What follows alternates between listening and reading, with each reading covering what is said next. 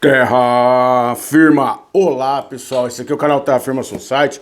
Eu sou o professor Luiz Roder. Vou convidar primeiro você para deixar o like, o dislike, se inscrever no canal, fazer parte da comunidade Terra Firmeza, fazer a gente chegar lá, é de graça, fazer a gente chegar na plaquinha de 1000 inscritos aí, please, quebra um galho. E hoje, na Sexta Sombria, um dia que a Shirley Morgan gosta bastante, né? Sei que hoje o Éder vai ficar assustado com essa história, e eu sei que o Felipe também, que ele fica muito triste quando tem casos assim que envolvem gente da música, né? Qualquer pessoa que morre, a gente fica muito triste. Mas esse é um caso que ele é triste por muitos motivos. Hoje eu vou falar da história que envolve o Pantera, né? A morte do guitarrista do Pantera, o Dimebag Darrell, que morreu com 5 tiros no dia 8 de dezembro de 2005, né? Assim, eu lembro que marcou muito isso daí, assim. Eu faço aniversário dia 7 de dezembro, então a gente sempre fica, né? E por que foi dia 8 de dezembro? Foi uma coincidência? Não. Eu vou contar então a história do Nate Gale, né? O Nathan Gale, que foi o cara que cometeu esse massacre. Foi um massacre, morreram 5 pessoas, além do Nate ter sido morto durante essa ação. Ele escolheu o dia do assassinato do John Lennon, 8 de dezembro. Né? Ele escolheu 25 anos depois da morte do John Lennon, assassinado pelo Mark Chapman em frente do edifício Dakota, né, em Nova York. Ele escolheu fazer isso num show do Damage Plan. Só entender assim, o Pantera teve uma série de problemas, né? Foi uma banda que era muito ruim no começo, os 4 primeiros discos do Pantera são horrorosos. Aí vem o Phil Anselmo, eles mudam o direcionamento musical e o Pantera virou uma força da natureza. Assim, eles mudaram a história do heavy metal. Toda vez que você faz listas das bandas mais importantes da história do heavy metal, o Pantera sempre aparece em 5º e 6º, e na sequência sempre vê o Sepultura. É muito legal isso. Em listas internacionais, o Pantera criou o groove metal, né? Que é aquele metal, um estilão do Pantera, assim, que é um som diferenciado. O Dimebag é um guitarrista magnífico, assim, não porque morreu, muita gente gostava dele, ele era um espírito jovem, assim, um cara que, né, maravilhoso. E o Pantera teve uma série de problemas. Então eu vou contar a história que as pessoas contam, e aí eu vou contar a história como ela é de verdade. E é importante entender a história do Pantera, porque muita gente diz que o Nate matou o Dimebag em função de uma declaração do Phil Anselmo, que é o vocalista do Pantera.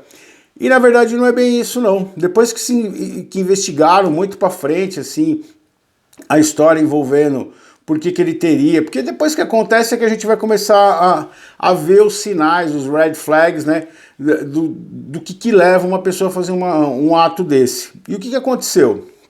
O Nate, ele era um cara que ele nasceu em 11 de setembro de 79.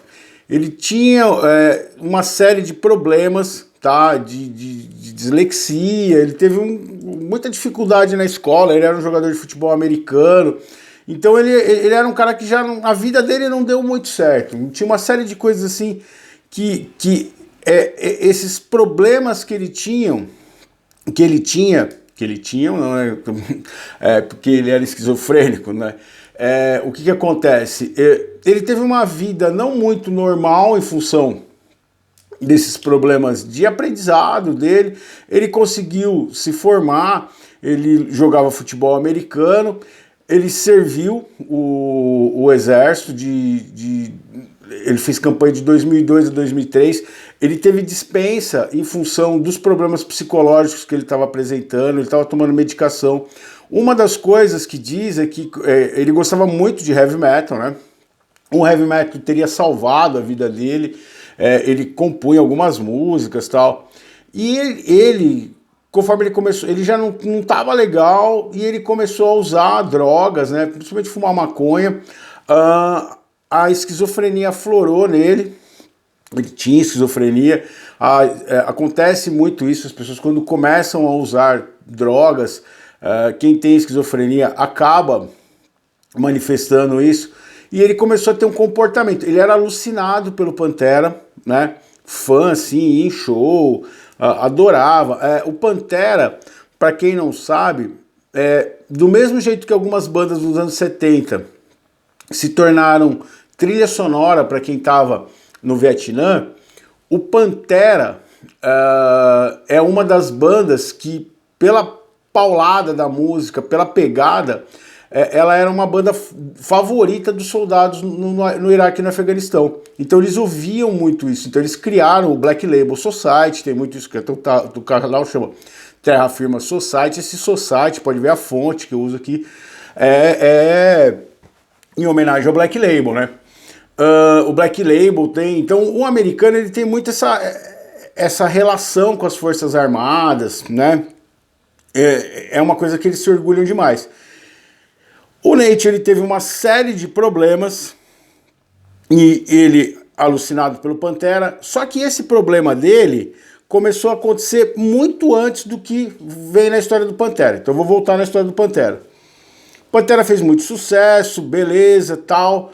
Conforme o tempo foi passando, eles começaram a ter problemas. O Phil Anselmo começou a ter muito problema com os irmãos, o Vinnie Paul e com o Dimebag, principalmente. A banda acabou de uma forma até aquele momento irreconciliável. Eu tive a oportunidade de ver o Pantera quando ele veio aqui no Brasil, no dia do meu aniversário, 7 de dezembro. Olha que doideira. Foi um dos shows mais loucos, violentos, brutais que eu fui na minha vida, assim. A hora que o Pantera entrou, foi no Olímpia. O Olímpia tem uma sacada em volta, assim, tem um... como é que chama aquilo ali? Que a galera fica assistindo em volta, assim, que tem um segundo andar. Eu comecei a ouvir barulho, o Pantera entrou, começou aquela pancadaria, assim... De repente eu ouvi um barulho de coisa caindo, era a galera pulando do mezanino na pista lá embaixo. Meu, foi um dos shows mais lindos da minha vida, pancadaria total. Paulo que o diga, né, Paulo?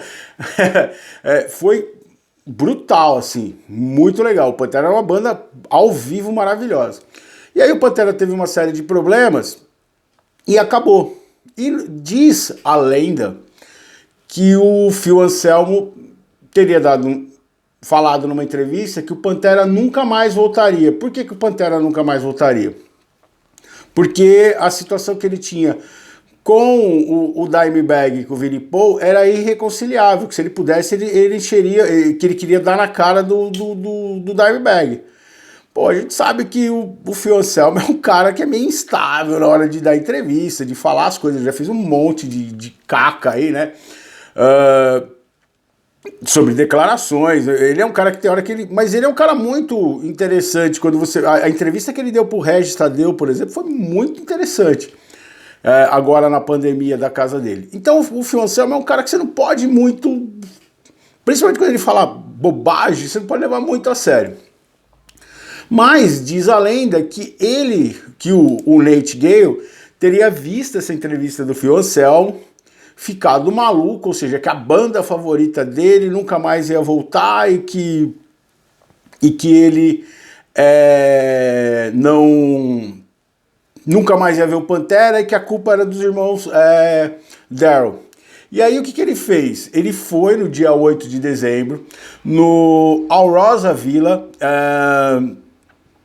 que é no Texas, né? Foi ver a banda Damage Plan, porque o que aconteceu? Quando o Pantera não ia voltar mais, os irmãos, o Phil Anselmo continuou com os projetos dele, Down, Superjoint Ritual e mais 79 mil projetos paralelos, e o Dimebag e o Vinnie Paul fizeram o Damage Plan. Já estavam no segundo disco, eles estavam lançando o segundo disco, e eles iam fazer um show num lugarzinho pequenininho, assim, num um bar parecido com o Manifesto aqui em São Paulo.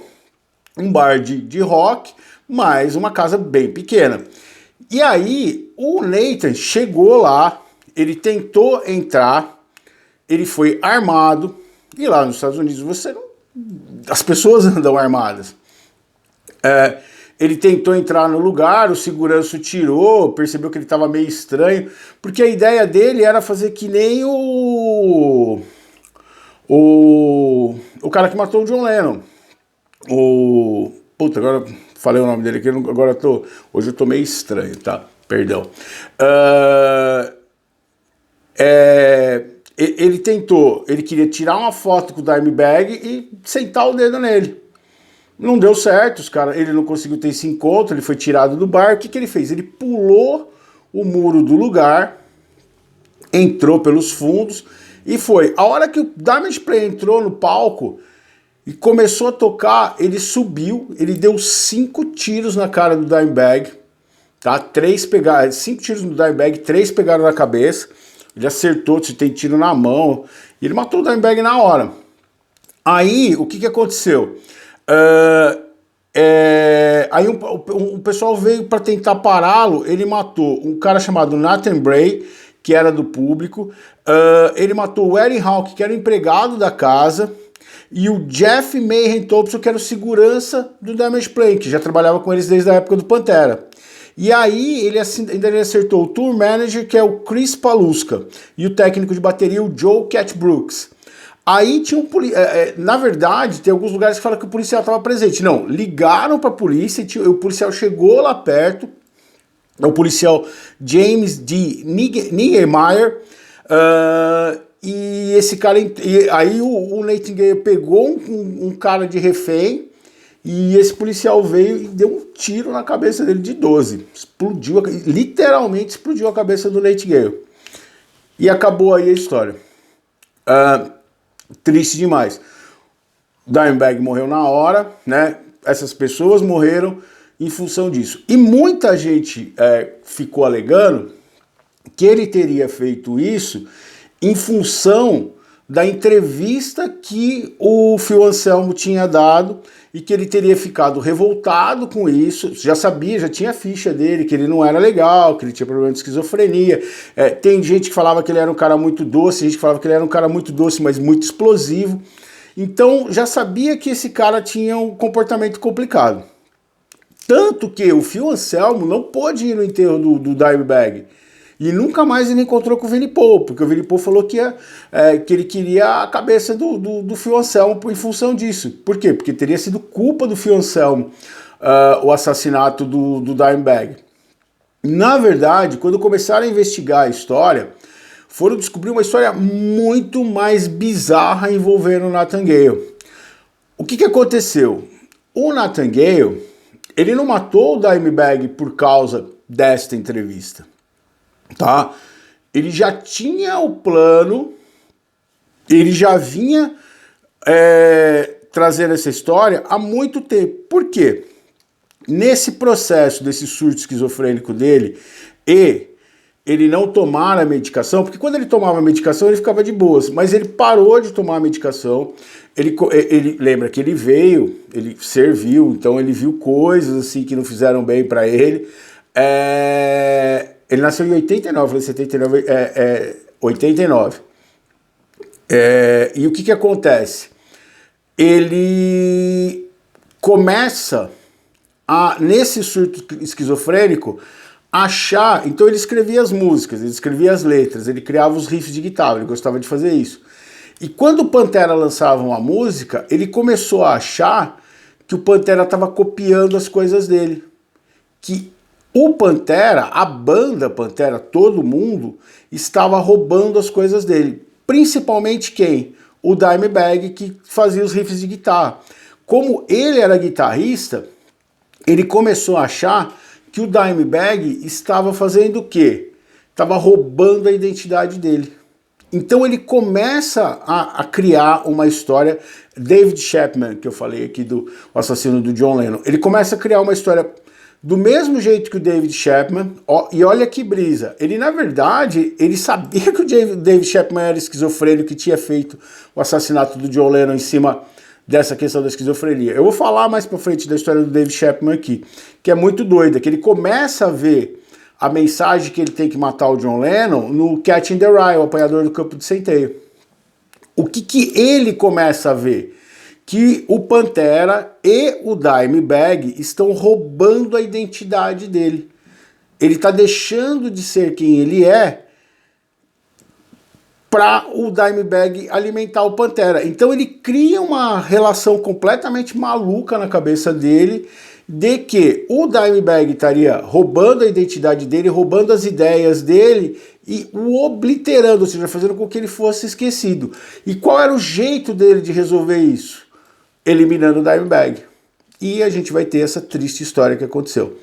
Muito complicado, muito doido você imaginar, uma coisa que é doido literalmente, porque a gente não tem controle sobre uma situação dessa. Você tem uma pessoa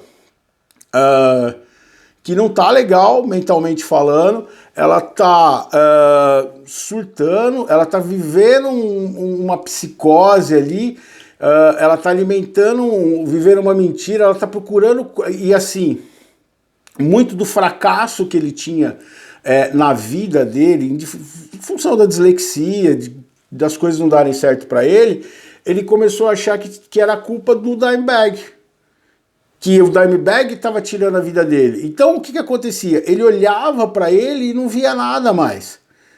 E onde que ele via? Onde ele encontrava o prazer da vida dele, onde ele encontrava a satisfação? No Pantera. E ele começou a achar que isso daí era dele que estava no Pantera. O poema de hoje vai ter a ver muito com isso. Então é essa a história do Nathan Gale, que infelizmente matou o Dimebag. Anos depois a gente vai ter, acho que foi 4, 5 anos atrás, o Vinnie Paul faleceu de ataque cardíaco, tá? Fala-se de fazer uma volta do Pantera com o Rex Brown e o Phil Anselmo, e aí seria o Zakk Wylde na guitarra, que até hoje ele tem quando ele toca Indies River, a música Indies River, que é magnífico, o clipe dela é sensacional, ele é em homenagem ao Dimebag, né? E nessa música o Zakk toca usando a Razor Blade, que é a guitarra que foi feita, que é uma mistura de Black Label com Pantera, e ele sempre homenageia, eu já fui vários shows do Black Label Society, e ele desce uma bandeira com a cara do Dimebag, assim, é sempre emocionante, a música é linda, eu acho que ela é a Free Bird do Black Label Society, né? Eu acho que o Zakk Wylde conseguiu isso, ele tem um momento no show dele, ele tem um momento na carreira dele, ele conseguiu uma música equivalente a Free Bird, que é em homenagem ao Dimebag, é uma homenagem muito bonita. Infelizmente a história do Nathan Gale terminou de uma maneira horrorosa.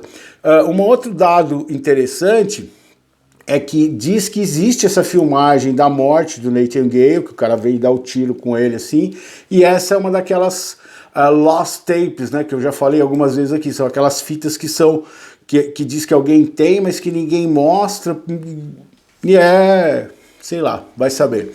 Existem algumas imagens, tá? Se você procurar o TMZ, no dia que aconteceu o massacre, tem isso, mas você vê muito, tem um documentário aqui no YouTube em inglês do Pantera que é interessante, que tem, mas você vê coisas muito distorcidas, você vê só o clarão das armas, né? O bar lá, a Rosa Villa virou tipo um ponto de peregrinação dos fãs do Pantera, tá? Tem lá homenagem pro Dimebag, virou um lugar assim que muita gente vai até hoje, mas ele carrega essa história muito triste. O poema de hoje, ele se chama Busca, e eu escrevi junto com o meu amigo Cristóvão Lopes Jr., o Chucho, tá? Que era uma época que esse poema tem uma história muito louca, eu não vou poder contar aqui porque o vídeo já tá longo. Que é alguém que começa a olhar para si mesmo e sente um vazio existencial muito grande, mas não só o vazio, porque onde que entra a questão da nossa existência? Aquilo que a gente vai deixar. Eu já falei várias vezes aqui no canal, o medo da gente não é morrer, é ser esquecido. E que obra eu deixo para que as outras pessoas dialoguem com a minha memória, porque eu não vou estar mais aqui. E às vezes o mais fácil é fazer o que o Nathan Gale fez. Ser lembrado por uma coisa extremamente ruim. Ele se via como um loser, ele achava que ele era um loser em função das outras pessoas, em função do caso do Dimebag, que foi a última pira que ele construiu na cabeça dele, a última paranoia que ele criou, e ele acabou matando o Dimebag por isso. O poema é Busca. Ele se escavou pedaço por pedaço para dentro de si e descobriu que lá no fundo não havia nada.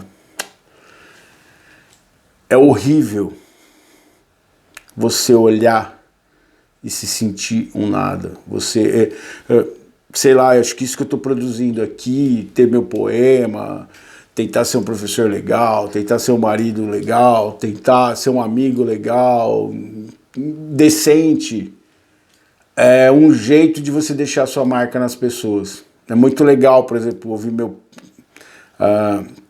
12 anos atrás meu pai faleceu e até hoje é muito louco isso.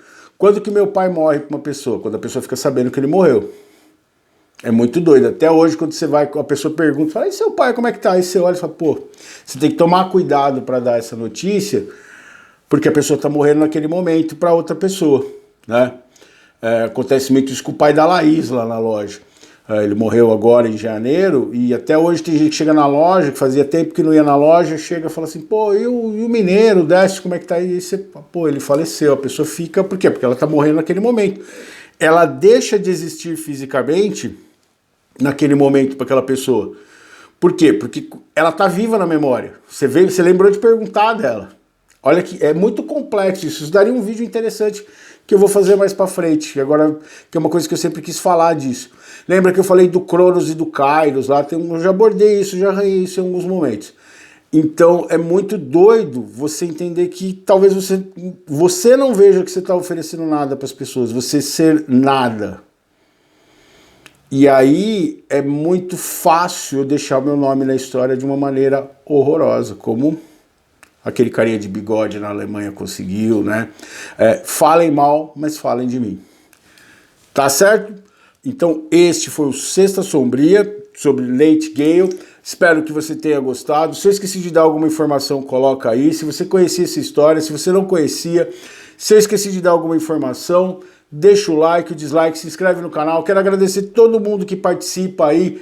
As minhas alunas Isa, Júlia, Lívia, o pessoal do Aston Vita, o pessoal do Marlene Camargo Ribeiro, Macário, Shirley Morgan, Felipe Marticello, Éder, toda a galera aí que participa, o pessoal que comenta, o pessoal dos grupos, muito obrigado por me deixar participar aí, Ana do Criativos, Tina Curtis, o pessoal do Mangá, Fanzine, o Alex e o Lex lá no ABC Geek Shop, e todo mundo que ajuda o canal aí.